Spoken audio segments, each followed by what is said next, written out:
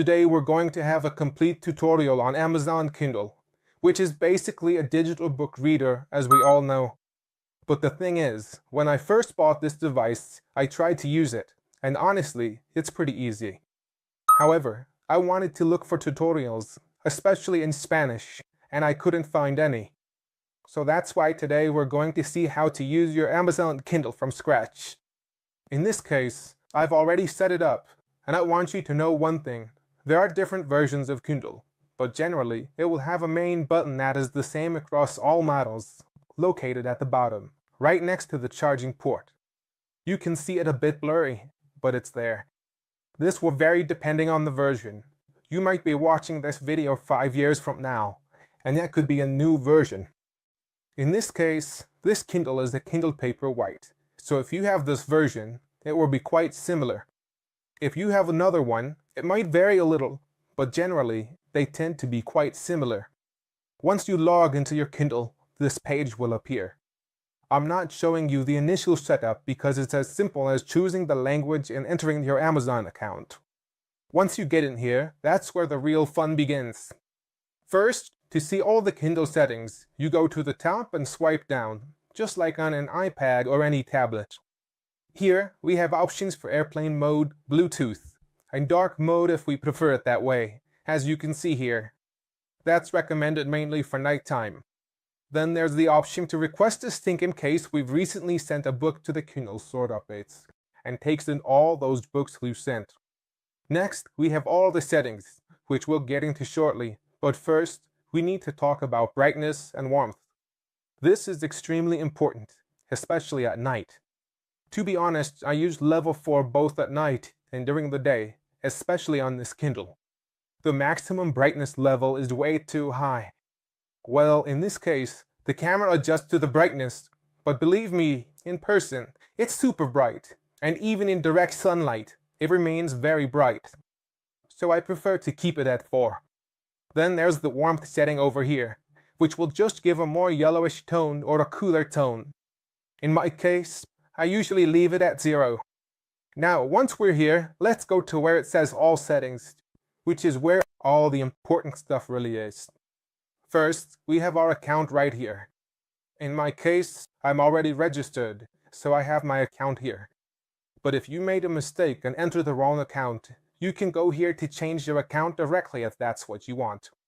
Here we have things like the Amazon Home feature, which is in case you have smart devices, an Alexa, and all that kind of stuff to connect the Kindle to your Amazon Home.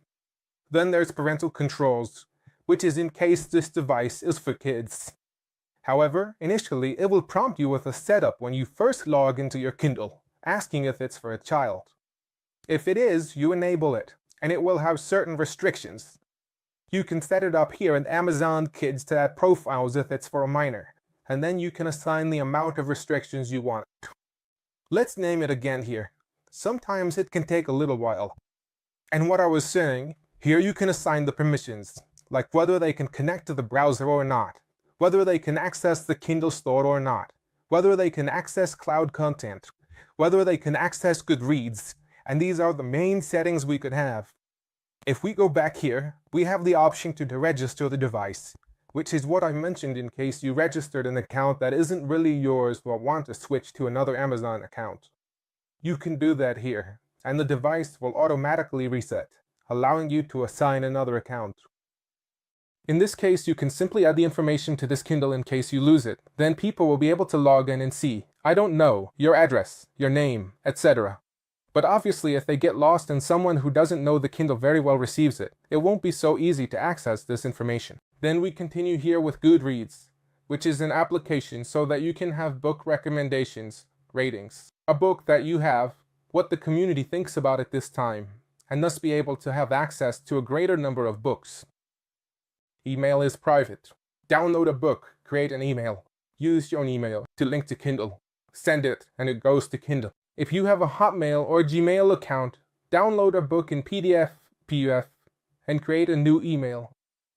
In the recipient field, enter the email, and it will be associated with your Kindle.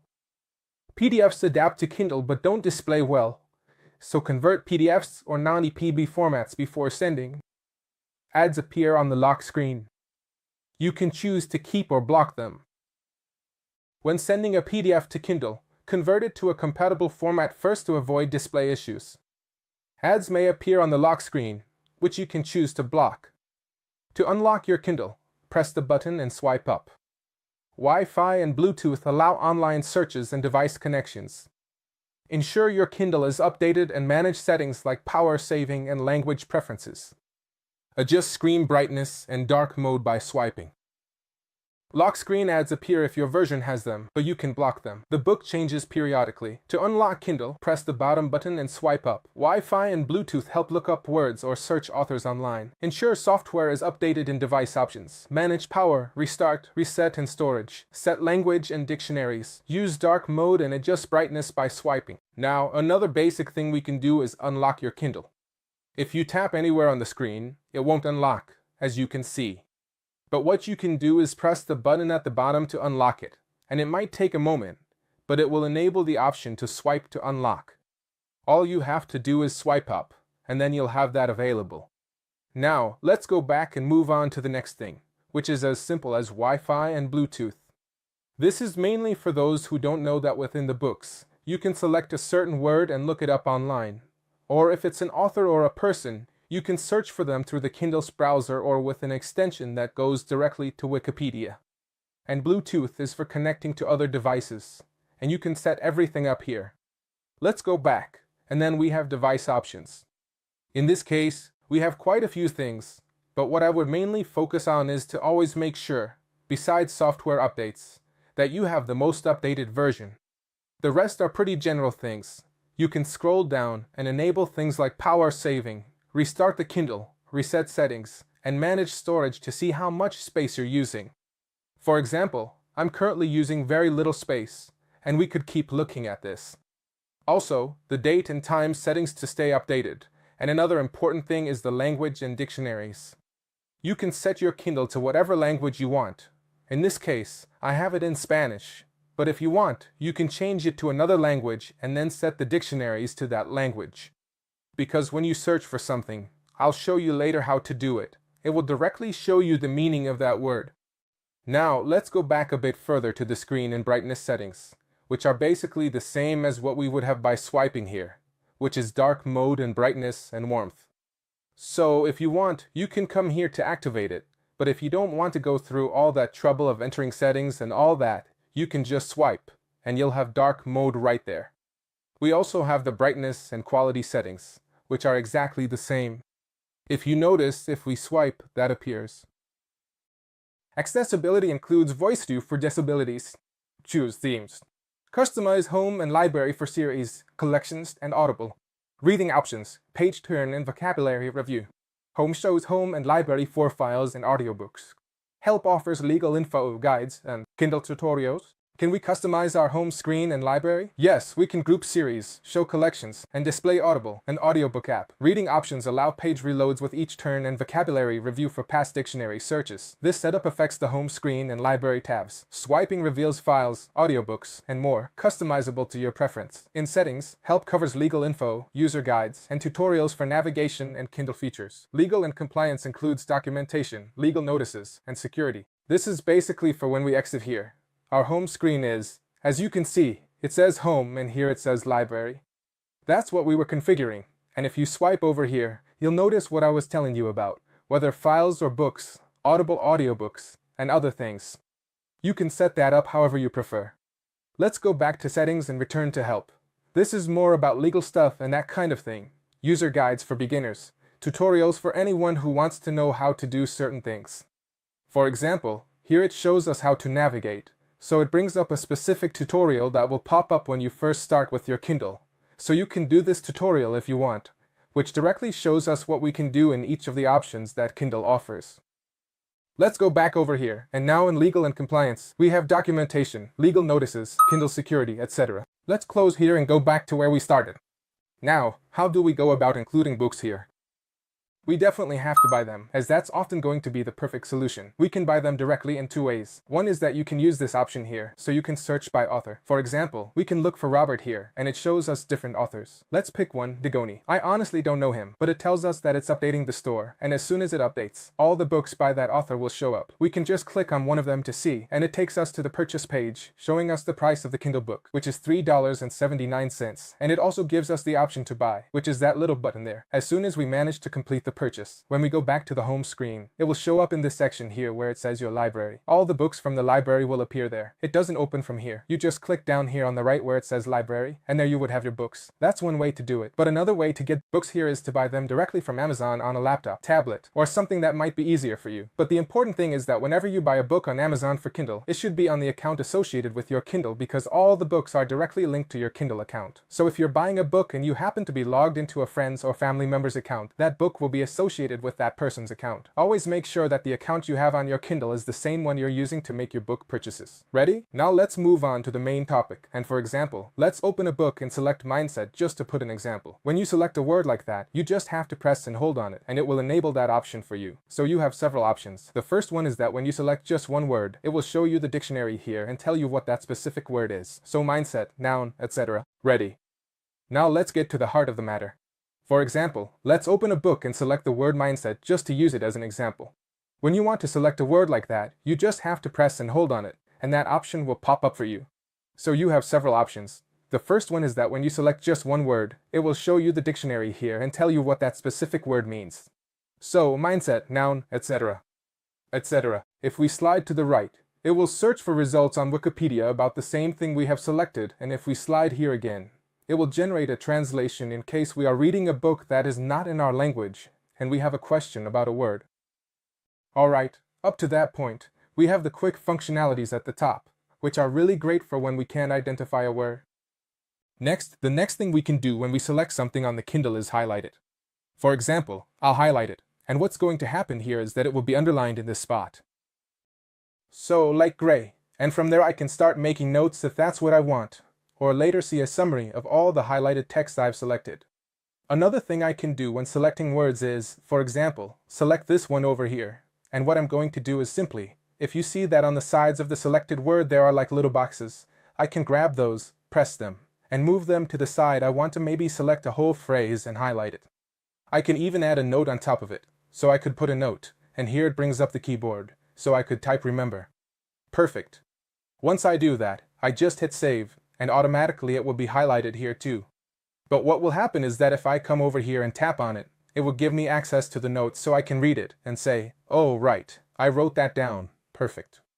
And well, you can just leave it there or delete it. I would delete this one over here too, and that's it. Now, inside the book, we can do several things, but basically, the menu is at the top. When you want to change or go back a page, you can just tap on the right side, right here on the edge, and you'll flip to the next page. If you want to go back, just tap on the left side, and you'll go back a page. Now, if you want, you can also swipe from right to left to go to the next page, and from left to right to go back a page, and that's it. Kindle settings are at the top. Tap to open the menu. The title may display incorrectly if sent via Kindle email. Adjust info display, but ensure the book format is correct for the best reading experience. The book title is shown here. Tap here to change display settings. Configuration depends on the book's format. Adjust font, text type, size, and format. Margins can be set. Alignment varies by book. I have to say one thing, you can configure this perfectly, but you also need to keep in mind that sometimes what shows up here is closely tied to the book's format. If the book's format is off, then no matter how much we tweak this, we won't be able to have an optimal reading experience. That's why it's better to have a properly configured format beforehand and then come in here to change it according to our preferences. Here we can change the font. We can change the type of text to bold, the text size, in case it seems too big or too small. Then there's the format, whether we want it vertically or horizontally, and we can set margins to be small, large, or medium. And then there's alignment, which isn't available in all books, so we need to keep that in mind. And then the line spacing, which is basically the space between each line. And finally, we have this option for more settings to show us the reading progress. So I have this enabled, which shows me my position in the book. Then if I want it to show the clock while reading, I don't want that. And then we have more options like mention books. So if this book references another one, it will give me a tag or access to that other book so I can check it out. Then I get some information about the book. If I want more details when I open it for the first time, there are popular highlights. This means that if other people have this book and highlight certain texts, for example, if I want to highlight the same thing or if many people keep highlighting it, it will show me that a specific person highlighted that text. Enable highlights menu and page turn animation for a realistic feel, though I don't use it. The workwise feature, akin to the dictionary, isn't used by us. It identifies complex words by showing translations or meanings based on others' translations. I select it when in doubt. This is similar to the font change option. Another option shows our book progress and breakdown, like chapter 14,156, existing chapters, and specific pages. We can directly access desired chapters. In my case, I prefer to select it when I have any doubts. This is like the first option to change the font. Then we have this option over here that basically shows us everything we've done in the book and how the book is broken down. So, for example, chapter 14,156, what chapters exist, and on which page it is specifically. We can go directly to the chapter we want. And besides that, also on the right side, as I was saying, we can find, sorry, I got mixed up. Again, we're going to go here to the notes and highlights section, and here we see the words we've highlighted, along with the page number, chapter, and what we specifically highlighted. If there's a note, we can just click on it to see what we wrote, but in a pretty general way because here we can literally see everything we've done throughout the book. As you could see, we were on chapter 20. Let's scroll down and select it, and notice that it automatically redirects us here. We can click continue. Now, if we click here again, we have another option where we can access the notes and highlights directly. It's basically the same thing we just opened, but in this case, if we don't want to go to the content, we can open it directly here. Then we click the next option, which acts like a kind of bookmark if that's what we want to do, as you can see at the top. Then we have the option to search here if we want to look for a book or a note that we remember by a specific word or concept. We can search for it. Finally, to take screenshots, which is something we saw earlier that we could do directly from this button over here. We can open it here. This one generates the annotation or screenshot right at that moment. We can also go to that screenshot we took, or we can press at the same time the top right and bottom left corners, and that will create a flash. Let's do it again because sometimes it fails a bit. As you can see, I'm doing it right now. You just have to do it well in the corner, and it will automatically turn dark for a moment. And here the screenshot is generated. To transfer these screenshots, there's no easy way through Wi-Fi or anything like that. Instead, you connect a cable to the wall outlet below to a PC or laptop or wherever, and transfer those screenshots directly from there to the PC. The same goes for books. We can transfer them directly from our PC to the Kindle. So, here you would have the complete 360 tutorial on how the Kindle works. We just press down to lock it, and that would be the complete tutorial on how to use this device for beginners. If you want us to do a specific tutorial on all the ways to download books and upload them to the Kindle, just let me know in the comments section, and we'll bring it to you in the future so you can have your books without needing to buy them. Or maybe we can specifically show you how to buy a book to avoid any issues and all that kind of stuff. So we'll see you next time. If you made it this far in the video, leave a little book emoji in the comments section. See you, bye bye.